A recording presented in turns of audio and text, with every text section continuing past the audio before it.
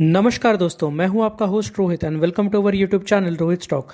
हमने रिएक्शन और reaction criticality class के बारे में सीखा। अगर आपने ये वीडियो नहीं देखे हैं तो नीचे डिस्क्रिप्शन बॉक्स में मैंने इनका लिंक शेयर किया है, जहां से आप इन वीडियो को एक्सेस कर सकते हैं। आज हम जानेंगे आरसी यानी रिएक्शन कैलोरीमेट्री के बारे में। What are the types of reaction calorimetry? What are the advantages and disadvantages of different types of calorimetry? कौन सी टेक्निक आपको अच्छे रिजल्ट दे सकती है?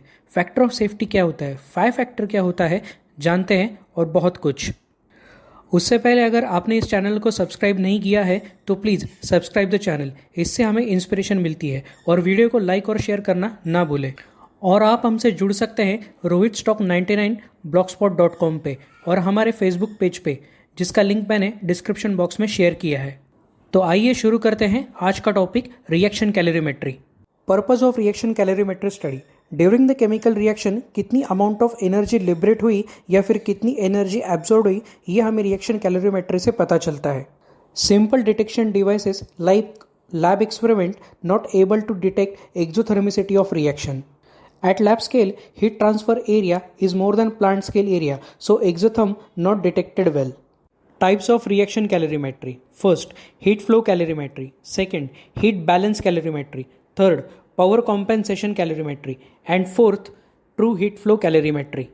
Mode of operation of calorimetry. Ability to control reaction medium temperature is the important characteristics of reaction calorimetry. Main temperature control mode of RC are: first, isothermal mode; second, temperature program mode; third, adiabatic mode; and fourth, isoparabolic mode.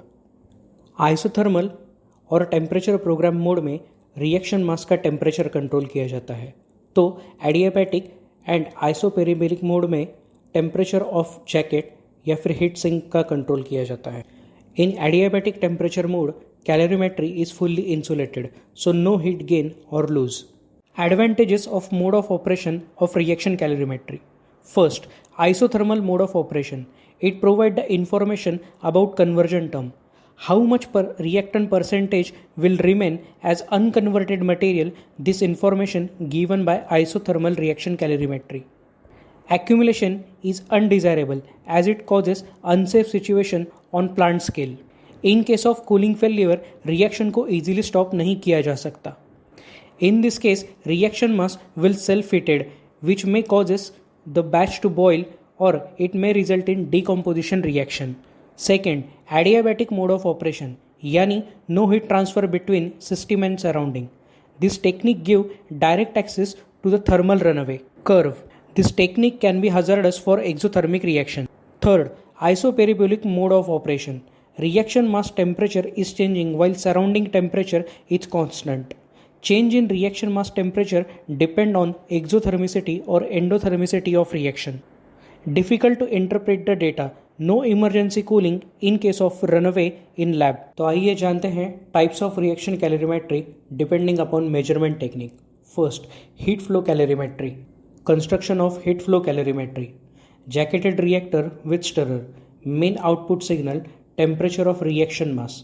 Jacketed temperature defined by thermostat. Heat flow calorimetry based on concept of thermal conductivity. Signal from temperature probe are used to calculate heat flux through the reactor wall using the following equation, where Q is rate of heat transfer, U is overall heat transfer coefficient, A is the heat transfer area, and Tr is the process temperature, Tj is the reactor jacket temperature. Assumptions: coolant temperature is same throughout the jacket. Limitation: prevent significant accumulation of reaction heat in the mixture, thus providing small deviation of mixture temperature from jacket temperature. Mode of operation of heat flow calorimetry.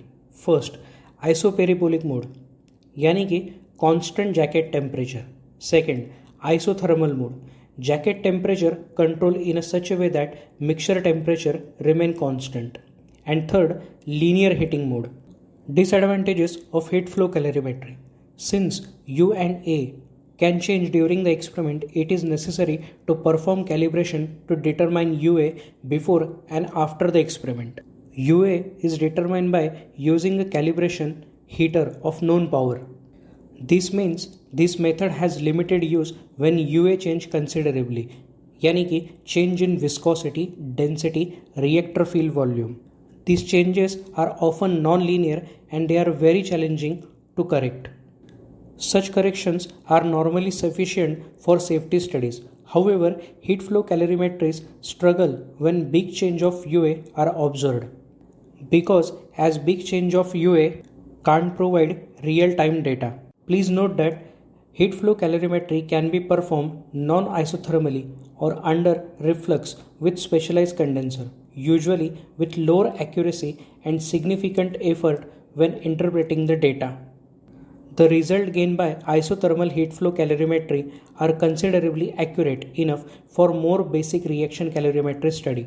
But for application where greater accuracy is required, example like studying explosive and propellant, its limitation means more accurate method is required, which is true heat flow calorimetry, यानी power compensation reaction calorimetry. Second, heat balance calorimetry. Construction: reactor with jacket, thermally insulated reactor wall, compartment made from thermal insulator, thermostat. Principle of operation: sensible heat capacity. It measures amount of heat carried by coolant. Advantages: no impact of variation of thermal conductivity of reaction medium, thermal boundary layer HR, from changes in physical property of reactor medium like heat capacity, density, viscosity, thermal conductivity and fluid dynamics in reactor. Limitations of heat balance calorimetry. First, operator को coolant flow rate select करना पड़ता है as per the objective. Second, heat capacity of jacket fluid depending on temperature and it is different for different material like chilled water, chilled brine or cooling water. Third, heat capacity term of jacket coolant depend on amount and temperature and it will affect the measurement. Fourth, temperature of jacket fluid should be homogeneous जहाँ temperature measurement किया जाता है और इसे achieve करना एक major task होता है. Static mixture to be use for mixing of jacket fluid to maintain its homogeneity. This method isn't very often used in reaction calorimetry but valuable to calculate the cooling power of condenser. However, it usually requires higher exotherm to create a temperature gradient between jacket inlet outlet and it is very sensitive to heat losses to environment, which can be challenging to determine. However, compared to power compensation RC and heat flow calorimetry, it is not generally affected by change in UA. Third, power compensated calorimetry. It is another widespread method for performing reaction calorimetry.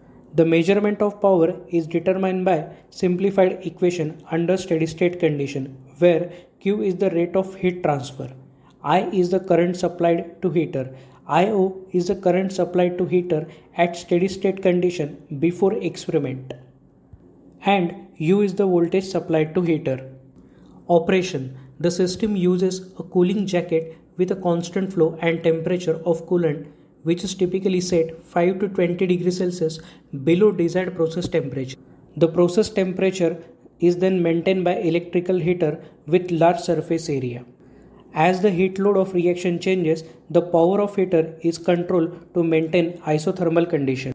So the power supplied to heater depend on exothermicity and endothermicity of reaction, and it is equal to heat generated or absorbed by reactor system in the vessel. Advantages of power compensation are: first, it doesn't require calibration as the heater of known power is used to control the temperature of reaction, show real-time data. Second, typically the system can achieve faster reaction equilibrium compared to heat balance and heat flow calorimetry. Disadvantages of power compensation calorimetry. First, creation of hotspot created by heater. This result in temperature gradient around the heater which can lead to local initiation of reaction. Second, power compensation calorimetry is also sensitive to change in UA as heat flow calorimetry and the maximum exotherm is limited by available power of heater. Fourth, true heat flow calorimetry. True heat flow principle can be considered as a second generation reaction calorimetry principle. The main difference between the heat flow calorimetry and other form of reaction calorimetry is the different reactor vessel construction that doesn't use oil as a mean of temperature control. The temperature control is achieved by use of filter element, which control the temperature in reactor via its metal base. The metal base contain heat flow transducer, and since it is the only and well defined area where heat transfer between the reactor content and the environment is achieved, it is not very susceptible to change in UA. The heat flow measure using this principle follows this equation, where Q is the rate of heat transfer, lambda is the heat flow transducer heat conductivity, A is the heat flow transducer area, and dt by dx is the measured temperature gradient over the transducer disk. From the equation, we can say that none of the parameters are depend on reactor content and it does not change during the experiment. For additional level of precision, the whole reactor is placed inside in liquid bath with precise temperature control, which is kept at the same temperature as reactor. Advantages of true heat flow calorimetry. First, it does not require routine calibration. Second, it is not very susceptible to change in UA, so it is not affected by change in viscosity, filling volume, and it deliver high level of accuracy and sensitivity. तो आज के video में सिर्फ इतना ही. हमारे अगले video में हम देखेंगे what are the other different types of calorimetry and what are their uses. तब तक के लिए स्टे हेल्दी, स्टे सेफ. मैं Rohit signing off. Bye bye.